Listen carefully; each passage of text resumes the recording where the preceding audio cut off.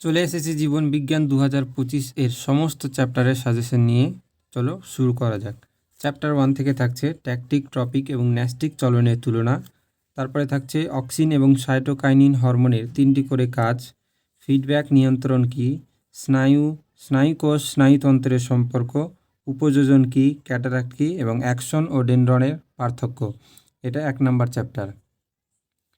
এরপরে 2 নম্বর চ্যাপ্টার থেকে থাকছে ক্রোমোজোম, ডিএনএ এবং জিন এর আন্তঃসম্পর্ক, মিয়োসিস কোষ বিভাজন কী, এর বৈশিষ্ট্য লেখো, অ্যানাফেজীয় চলন কী, মিয়োসিস কোষ বিভাজনের তাৎপর্য, মাইক্রোপ্রোপাগেশন কী।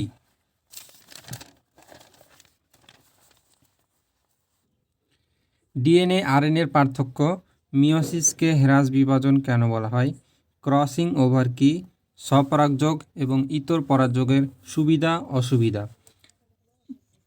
চ্যাপ্টার 3 ফিনোটাইপ, জিনোটাইপ কী, সম্পর্ক সহ লেখো, ইমাস্কুলেশন কী, রেসিপ্রোকাল ক্রস কী, এক সংকর জনন কী, চেকার বোর্ড সহ দেখাও। এটা ভেরি ইম্পর্টেন্ট। এক সংকর জনন পরীক্ষা চেকার বোর্ড সহ এভাবে আসতে পারে।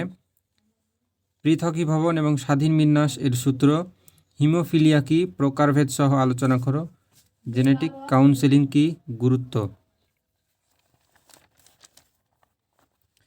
এরপর হচ্ছে চ্যাপ্টার 4 ল্যামার্কের সপক্ষে এবং বিপক্ষে উদাহরণ 2টি করে, ডারউইনবাদের ত্রুটি, হট ডাইলিউট স্যুপ কী, ল্যামার্কের মতবাদ অনুসারে জিরাফ এর লম্বা হওয়ার কারণ কী, নিষ্ক্রিয় অঙ্গ কী, উদাহরণ, ক্যাকটাসের অভিযোজনগত বৈশিষ্ট্য, উটের আরবিসির অভিযোজন, মৌমাছির বার্তা প্রদান পদ্ধতি, শিম্পাঞ্জির সমস্যা সমাধানের দক্ষতা 2টি।